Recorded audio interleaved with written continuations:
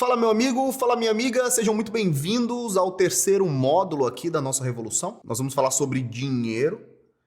A partir de agora nós passamos pela mentalidade, pelo trabalho, agora chegou a hora de falar um pouco sobre grana. E, novamente, o que você vai encontrar aqui não é necessariamente o que você encontra nos livros dos especialistas financeiros, dos youtubers financeiros, dos investidores profissionais, esse tipo de coisa, não é? Dos seus assessores de investimento, dos professores de matemática financeira. A nossa revolução, como eu sempre digo, não é um palanque, é um diário.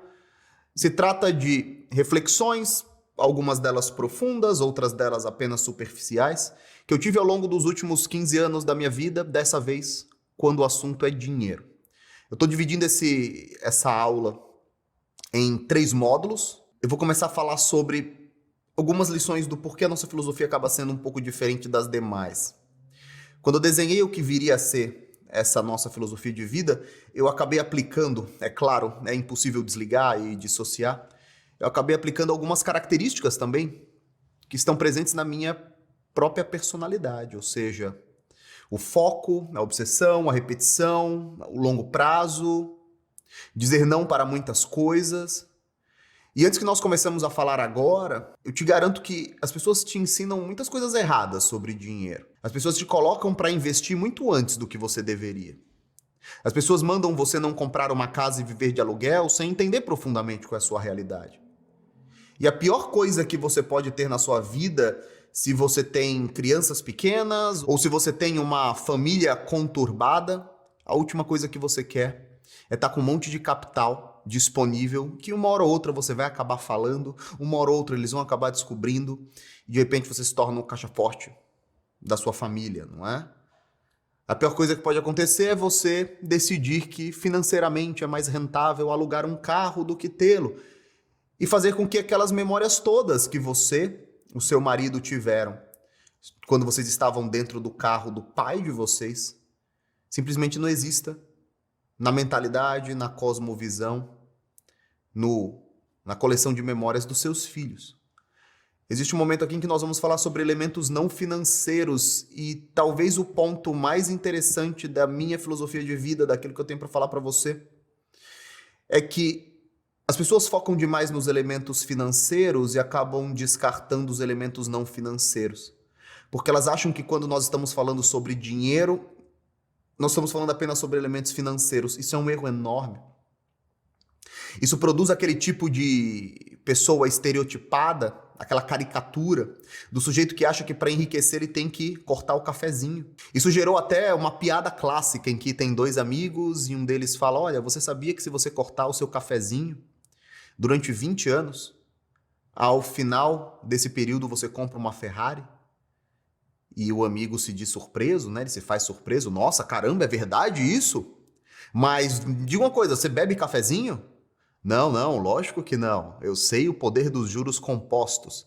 Então, cadê sua Ferrari? E a verdade é que tratar dinheiro como se fossem apenas números é esquecer que por detrás desse conjunto de notas existe o ser humano. E nem sempre o ser humano é feito para agir conforme o racional de uma calculadora.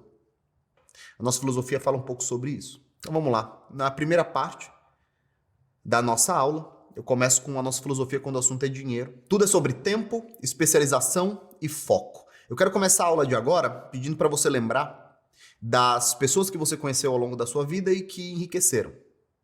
Você vai perceber que a maioria delas enriqueceu trabalhando. Se especializaram, prestaram algum tipo de serviço ou empreenderam de alguma forma e enriqueceram. Que não necessariamente esse enriquecimento estava ligado à sofisticação intelectual, não era uma pessoa extremamente culta. Pode ser que até alguns exemplos que você tem aí sejam de pessoas do campo ou pessoas que abriram uma mecânica, por exemplo, ou um pequeno restaurante, uma pequena padaria. Estavam longe de ser eruditos, né? E que até pouco tempo atrás, até 20 anos atrás, as pessoas sabiam que para enriquecer você tinha que ganhar mais do que gastava, você tinha que trabalhar, receber dinheiro todo dia, reinvesti-lo à medida do possível e fazer o bolo crescer. Quando eu era moleque, eu ouvia muito isso, né? Fazer o bolo crescer, fazer o bolo crescer, fazer o bolo crescer. Com o crescimento do YouTube, e com o surgimento do influenciador financeiro, né, com o boom de livros como Pai Pobre e Pai Rico, que tem o seu valor, sem dúvida nenhuma, aprendi bastante com esse livro. Mas, com o surgimento desses livros, surge também uma geração que foge justamente dessas regras que dão certo. São pessoas que querem, desde cedo, te ensinar a se aposentar com dividendos, ainda que você tenha 30 anos de idade. Que quer te fazer assistir dezenas e dezenas de horas de vídeos sobre quais são as melhores ações. E se você for um pouco mais sincero, você vai perceber que a maioria desses caras, eles sequer se importam tanto assim com o conteúdo, eles estão mais se importando com o page view deles, com as visualizações que ele terá ao fim do mês. Porque você percebe que há 2 ou 3 anos atrás, essas mesmas pessoas falavam de investimento, poupança a longo prazo, e agora você entra no canal deles e tá assim, qual é o melhor fundo imobiliário para o mês de março? Qual que é o sentido disso? O sentido é apenas um clickbait.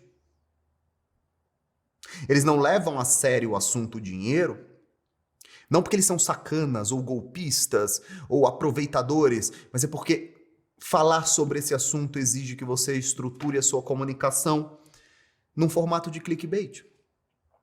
Caso contrário, você não consegue concorrer com todos os outros clickbaits do mercado. E os outros canais vão continuar crescendo.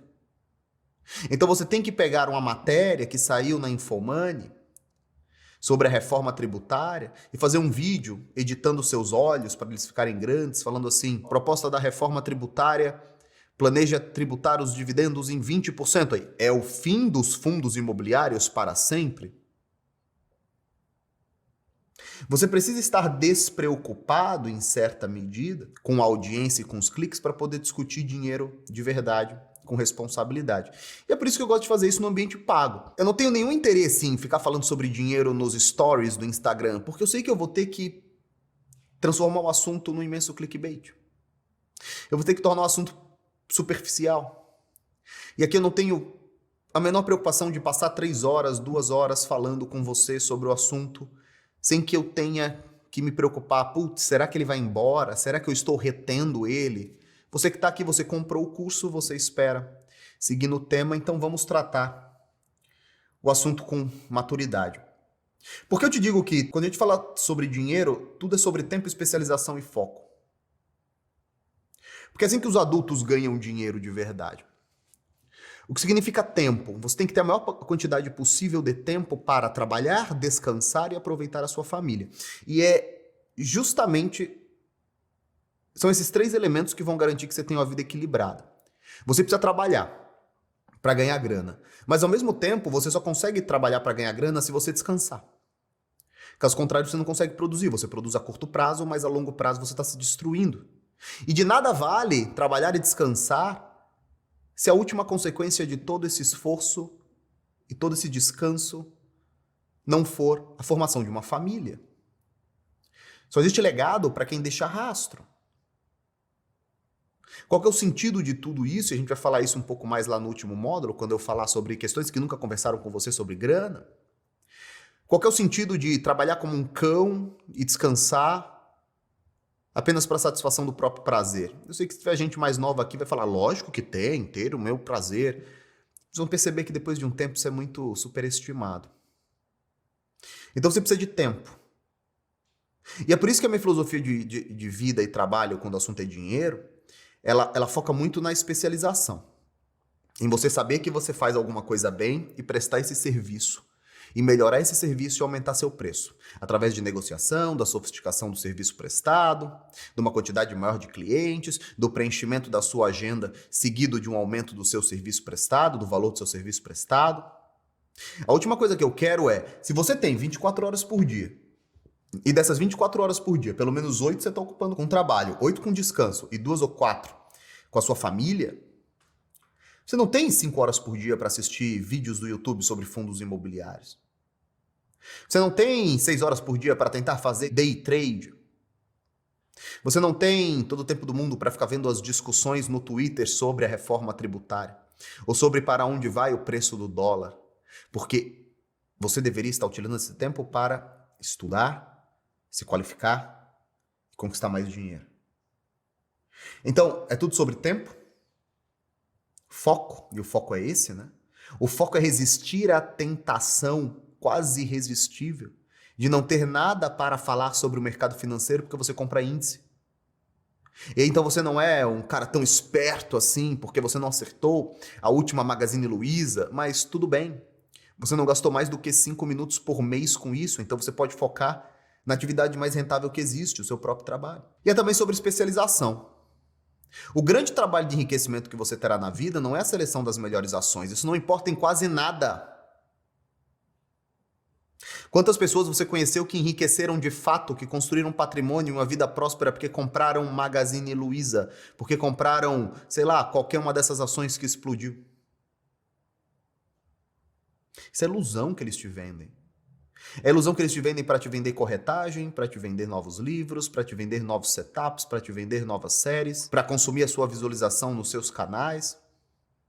Porque ainda que você compre essas ações, ou você não vai ter comprado grana o suficiente para ficar milionário com elas, ou sua carteira vai estar tão diversificada para sua proteção que não vai fazer tanta diferença assim. No entanto, o sistema existe e ele te mantém na ideia fixa de que você precisa acertar o preço da ação e você precisa vender ela antes que ela desvalorize. E se ela subiu demais, você tem que fazer alguma coisa. E se o mercado caiu demais, você tem que fazer outra coisa. E de repente, você que é um advogado, um dentista, um médico, alguém bem-sucedido, você está abrindo mão de horas que poderiam ser descanso ou família para olhar a ação. Porque é divertido. É divertido ter os assuntos, é divertido falar sobre as notícias, é divertido escolher as ações certas ao final da sexta-feira. Mas não necessariamente isso vai te trazer dinheiro e, com frequência, isso vai te fazer deixar de ganhar mais dinheiro. Você está abrindo mão de muita grana, e uma grana que vem com uma curva de aprendizado e aperfeiçoamento. Se você se formou dentista em 2010, em 2020 você tem 10 anos de experiência, você estará melhor em 2020 do que estava em 2010. Existe uma curva natural de aprendizado e aperfeiçoamento, e você vai estar aí no mercado, onde não existe essa curva. Existem diversos estudos, alguns deles até proclamados pelo Kahneman, pelo ganhador do Prêmio Nobel, que mostra que a maior parte dos traders, eles não se tornam melhores com o tempo. Na verdade, eles continuam perdendo a mesma coisa. Existe um estudo da própria GV, que eles falam muito sobre isso, né? A nossa filosofia, nós temos que reconhecer que o que enriquece é o trabalho. O foco e o centro da nossa comunicação está nisso. Na ideia de que trabalhar é o que vai fazer você enriquecer. Não é uma visão glamurosa, não é uma visão tentadora, não é uma visão sofisticada. É uma visão chata, é uma visão que no churrasco de família não vai fazer as pessoas olharem para você e te acharem mais espertas. Mas acredite, é aquela que mais funciona. No ponto 3, eu falo um pouco sobre o que foi o grande destaque, assim, uma grande diferença da minha filosofia de vida, quando o assunto é dinheiro, versus a filosofia de vida que vendem por aí. A roda do consumo mantém você escravo. Eu acho que boa parte das coisas que te afastam da riqueza ou da vida boa, uma vida tranquila, bem vivida, com estabilidade, é que nós gastamos muito. E nós subestimamos o quanto o mercado gasta, bilhões e bilhões e bilhões de dólares, para que nós compremos coisas sem a menor necessidade. Enquanto você não admitir que existe um sistema muito bem pensado, muito bem montado, uma engrenagem muito bem construída e calibrada, que é feita para você se sentir um merda se você não der um presente para sua esposa no Dia dos Namorados, e um presente caro, que faz você se sentir um merda se você não pagar R$ 2.900 naquela escola bilíngue, ainda que você saiba que talvez o ensino nem seja tão diferente assim daquela que tem do lado da sua casa, que faz você se sentir um merda se você está com seu carro usado por 3 ou 4 anos, enquanto você acha que todo mundo vive em Beverly Hills do Instagram, que todo mundo vive com carros incríveis, dentes incríveis, mulheres incríveis, vidas incríveis, filhos incríveis. Se você não reconhecer que você é um patinho, uma vítima perfeita, uma vítima nata, dentro dessa engrenagem que diz para você que você tem que trocar suas roupas a cada estação, e que existe uma promoção para a estação que passou, e que você tem que aproveitar agora, porque ela está acabando. Se você não reconhecer que existe um sistema que faz você trocar o seu sapato antes dele ter, de fato, chegado a um estado em que necessita de troca, só porque você tem vergonha ou porque você já viu as pessoas comentarem que você está sempre com o mesmo sapato, se você acha que para você trabalhar num lugar você tem que trocar de roupa todos os dias sem repetir nenhuma por um mês, caso contrário, caramba, será que vão notar que eu já usei essa mesma camiseta na semana passada? Tô nem falando de deixar de lavar roupa, não. E eu preciso que você entenda isso porque os fundamentos que eu vou exigir de você, a partir de agora, eles exigem que você tenha entendido isso. A minha filosofia de vida é uma filosofia de trabalho, de especialização e de ignorar quase todas as coisas. E de focar em um número muito pequeno de variáveis. De aproveitar o que necessariamente eu já me sinto inclinado ou sinto alguma facilidade. E você vai ter que resistir a todo esse chamado. Porque uma hora a Tesla vai explodir, outra hora Bitcoin vai explodir, outra hora vai ser o dólar que vai explodir. E você tem que seguir aquele caminho chato, repetitivo, de continuar acumulando valor e colocando dentro da sua conta. Um outro ponto interessante, que é esse ponto 4 que aparece aqui, é que gastar pouco também vai te deixar pobre. Nós temos um extremo, aquela pessoa que gasta tudo. Eu conheço pelo menos algumas dezenas de médicos que ganham 50 mil por mês e que acabam o mês sem nada. E nós temos o outro extremo, o cara que acha que vai enriquecer cortando todos os gastos. Eu sempre costumo contar a história daquele programa chamado Mukiranas, no TLC. A minha esposa assiste bastante esse canal, né? E existe um programa lá chamado Mukiranas, são pessoas que realmente guardam todo o dinheiro que recebem. Então, tem uma moça que não troca de meias há 8 anos. Tem uma outra moça que pega bichos atropelados na calçada para cozinhar, para não precisar gastar com carne. Tem outra moça que lava os cotonetes que ela usa, reutiliza os cotonetes. Tem outra moça que aproveita a escova de dente do marido. Então o marido escova primeiro o dente, deixa a escova lá e depois ela vai lá e escova de novo. O que liga todas essas pessoas? Qual é o ponto comum que existe entre todas essas pessoas? São todos pobres, todos vivem em casa pré-moldada ou vivem em trailer. Por quê? Eles infringiram a primeira regra que nós falamos aqui. Tudo é sobre tempo, especialização e foco. O que eles estão fazendo com o tempo? Jogando fora.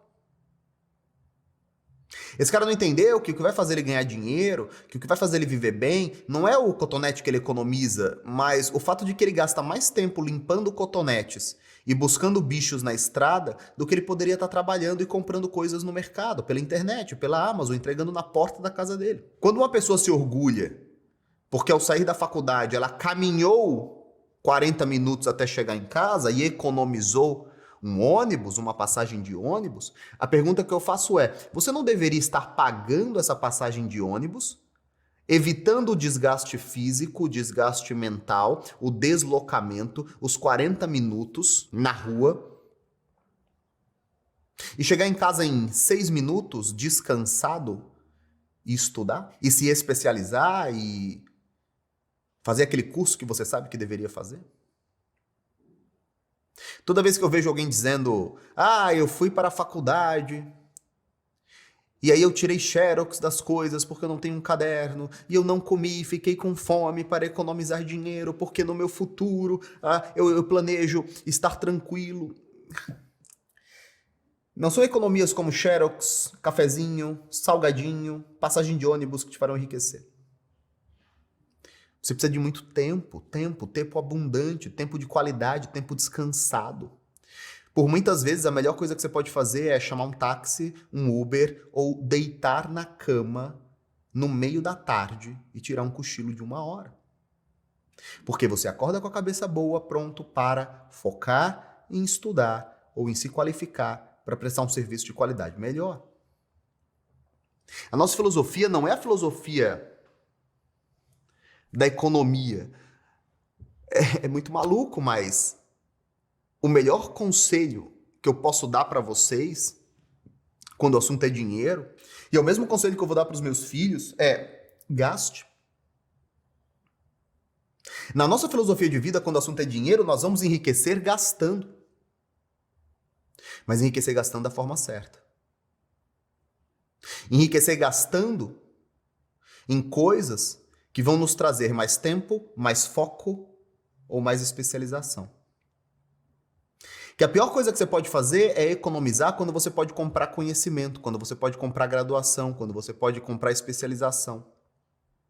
Que a pior coisa que você pode fazer é não comer aquele iFood para passar 1h30 cozinhando para economizar R$ 32 ou R$ 28. Na verdade, o que você está economizando é a pior parte da sua economia. Presta atenção nisso. Quando você passa 2 horas cozinhando, ao invés de pedir alguma comida, você está economizando dinheiro, mas dinheiro é o menos importante. O mais importante é foco e tempo. Sempre que eu puder trocar dinheiro por foco e tempo, eu vou trocar. O problema é que nós trocamos dinheiro por tempo e não fazemos nada com o nosso tempo. O problema é que você pede o iFood, senta no sofá e fica rolando o feed do Instagram, ao invés de estudar de fato. É muito maluco porque se estamos a 42 graus, em Santos no verão 42 graus é atingido até com certa facilidade. Se nós estamos a 42 graus e precisamos estudar, talvez a melhor decisão financeira seja ligar o ar-condicionado sem se preocupar com o preço da energia. Porque você está trocando preço, dinheiro, por qualidade de vida. E a qualidade de vida vai te dar foco.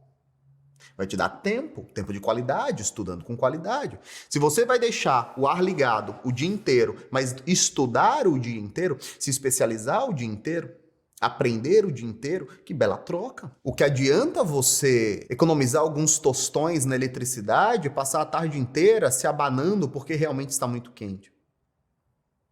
Ou talvez a melhor coisa que você possa fazer seja estacionar tudo, parar absolutamente tudo, ir até a praia, dar 2 pulos, voltar e aí sim começar a estudar. E é muito louco porque eu economizei durante o início da minha vida. Todos aqui já conhecem a história de quão ruim eram os meus móveis, quão ruim era o lugar onde eu morava, quando eu passei 1 ano só comendo arroz e carne picada. Mas eu não sinto de verdade que eu enriqueci por causa disso. Essas coisas só foram coisas que eu precisava passar. Eu só enriqueci depois que eu decidi estudar e aplicar o que eu estudava. O arroz com carne não teve absolutamente nada a ver com isso. O dinheiro que eu poupei, eu gastei com outras coisas. Mas foram essas outras coisas, consumir essas outras coisas, tirar da cabeça essa ideia de que só comprar o livro já te dá um checklist, né?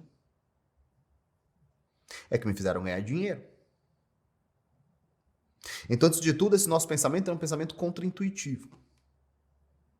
É um pensamento que abre mão das ideias de que você vai ganhar dinheiro rápido investindo. É uma teoria diz que está tudo bem você gastar com coisas, inclusive estúpidas. Por muitas vezes o que me manteve trabalhando foi encher a cara no final da noite. Eu digo muitas vezes isso. Olha, cara, talvez sem cerveja eu não tivesse chegado a lugar algum, porque eu estava tão cansado, tão deprimido, que a única coisa que podia me fazer relaxar naquele momento era tomar 2 litrões de cerveja, cair na cama, dormir e no outro dia acordar novo. Aqui no ponto 5 a gente fala sobre os perigos da bolsa de valores para quem está começando. Novamente, perceba como as pessoas confundem os aspectos financeiros com os aspectos não financeiros. Quando eu falo quais são os perigos, quais são os maiores perigos que existem para quem está começando na bolsa agora? Eu tenho certeza que você está pensando, puta, perder dinheiro, fazer day trade, perder grana comprando opção, perder o apartamento. O maior perigo que existe quando a gente fala de bolsa de valores para quem não está pronto, não é a perda financeira, porque a perda financeira é o de menos. É o completo e brutal assassinato do seu tempo livre. Você ouve falar sobre bolsa de valores em algum momento, você pisca os olhos, 2 meses depois você está com 3 livros sobre o tema. E você vai lendo, até que você cai no YouTube, escolhe os seus youtubers de investimento, começa a seguir o canal deles e de repente você, dentista, está entre um atendimento e outro assistindo vídeos sobre day trading.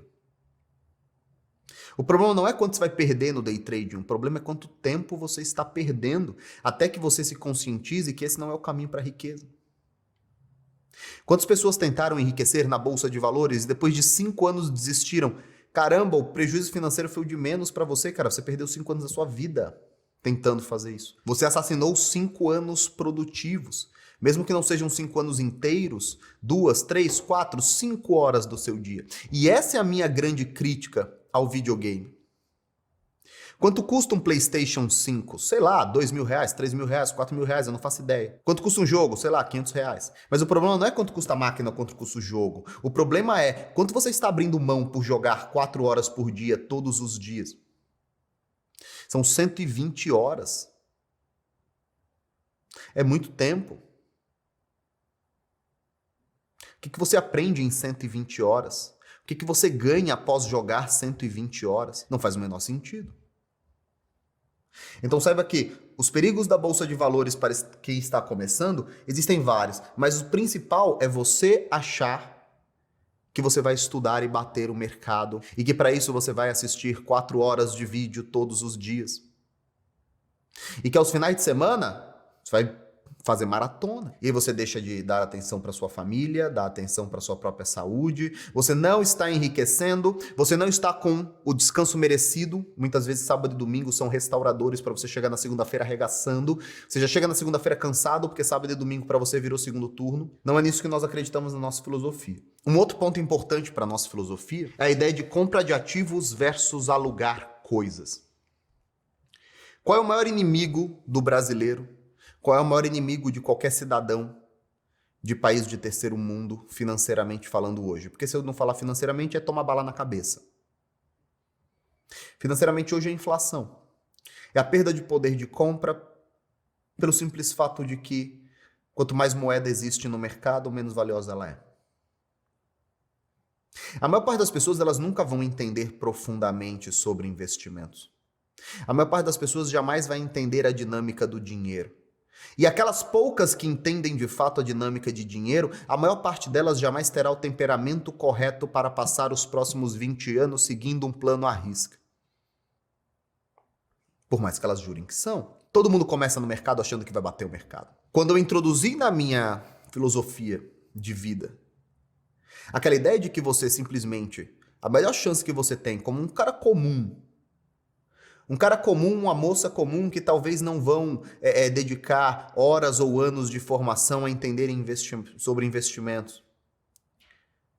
A forma mais simples de você corrigir o seu poder de compra e se proteger da inflação é adquirindo bem. Quantas pessoas você conheceu na sua vida que aos 50 ou 60 anos viraram para você e falaram: nossa, sabe de uma coisa? Eu me arrependi de ter essa casa. Nossa, eu comprei essa casa aqui, mas putz, deveria ter comprado a ação da Petrobras.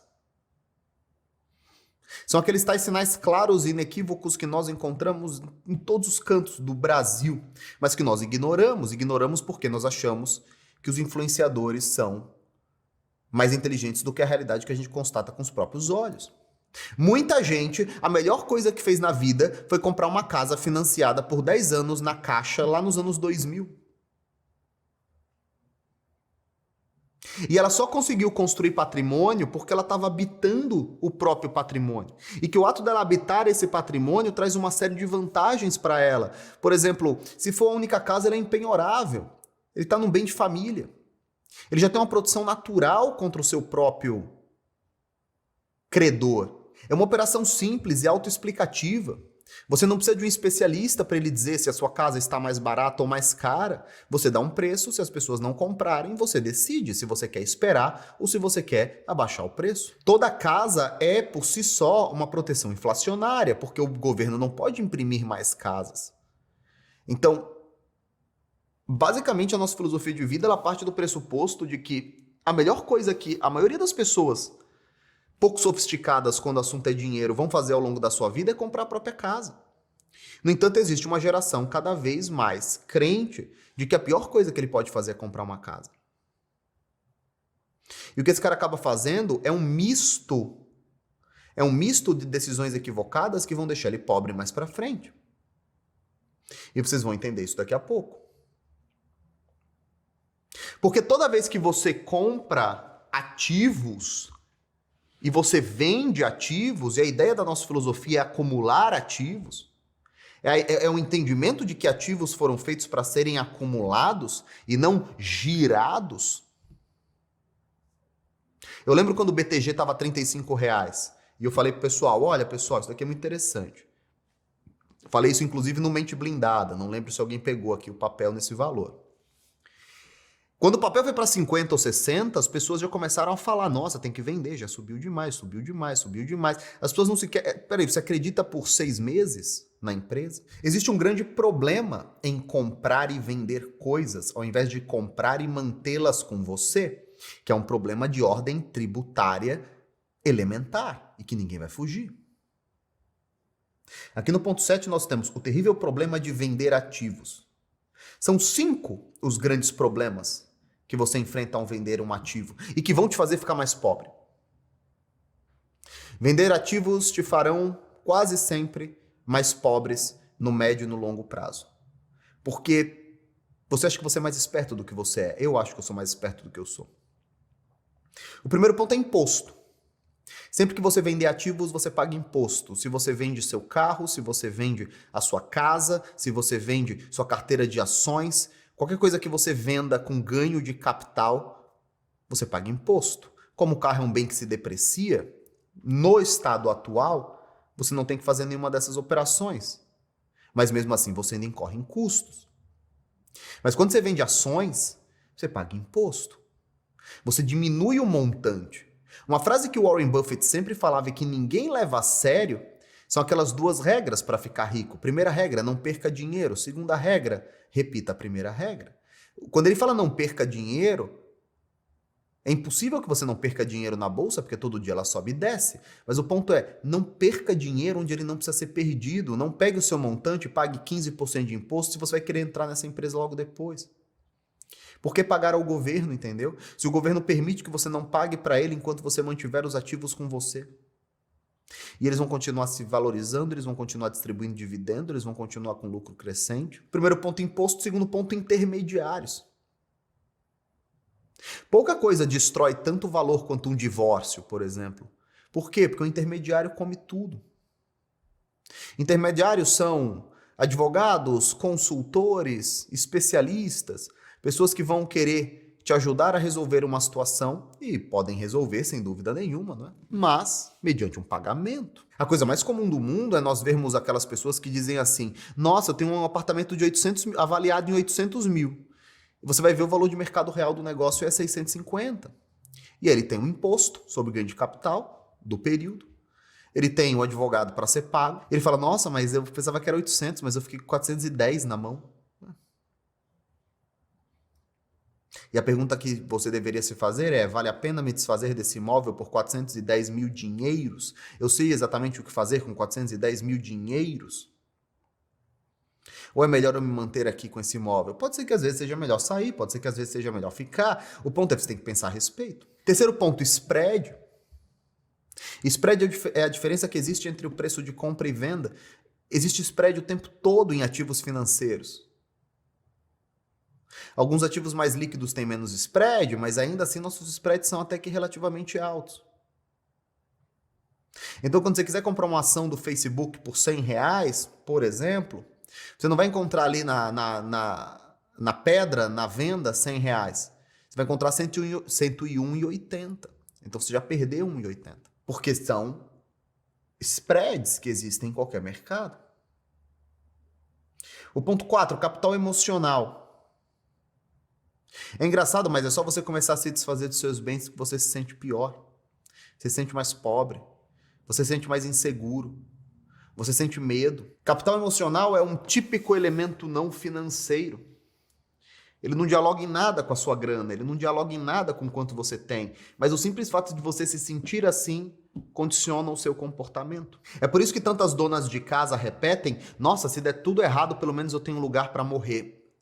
Vocês não podem subestimar o poder do capital emocional que tem, que existe, que reside na aquisição de uma casa própria. Não é apenas uma decisão de calculadoras. É uma decisão humana. O centro da decisão está no ser humano e não no quanto ele rende. E por fim, o tempo. Se o tempo é a mãe de toda essa possibilidade de se profissionalizar, de se especializar, Quanto mais você estuda e mais você remexe no mundo de investimento, menos tempo você tem para fazer o quê? Para fazer o que você deveria estar fazendo agora, sendo dentista, professor, médico, advogado, personal trainer, nutricionista, influenciador, gestor de marketing, gestor de tráfego. E é muito engraçado porque eu vejo homens feitos adultos, mulheres feitas adultas com carreira promissora, crescendo e que poderiam estar crescendo 5, 6 vezes mais, parando de focar nisso porque está meio de saco cheio e tentando fazer operações na bolsa. É uma fuga completa. Você não entendeu que você já é bom fazendo isso? Por que você quer ir para um lugar agora começar a aprender do zero? E nós chegamos ao ponto número 8, que é a importância dos elementos não financeiros. É o que eu digo para você. Eu lembro do primeiro carro do meu pai, eu lembro daquele Verona azul marinho, cheio de caixas de remédio, sujo, que meu pai deixava todo bagunçado dentro. E eu lembro que uma vez eu encontrei um cinto e eu amarrei aqui na alça, né? E eu ficava puxando como se fosse um trem. E meu pai não se importava, ele nunca se importou com o carro. E eu lembro quando nós fomos à praia pela primeira vez naquele carro. E eu lembro quando ele parou aquele carro no açougue, daí eu pequenininho, puxei o freio de mão, o carro começou a descer ladeira, ele pôs o pé, eu passei em cima do pé dele. Até hoje ele tem a unha machucada por causa disso. Eu lembro do dia que nós viajamos para Recife, no carro dele. Todas essas coisas são elementos não financeiros, são elementos que podem até custar dinheiro, mas que constroem memória, que constroem bondade, que constroem a cosmovisão, a capacidade de enxergar dos seus filhos. E muitas vezes, a melhor decisão que você vai tomar financeiramente falando é comprar um brinquedinho para o seu filho, é comprar um chocolate, um milkshake para ele.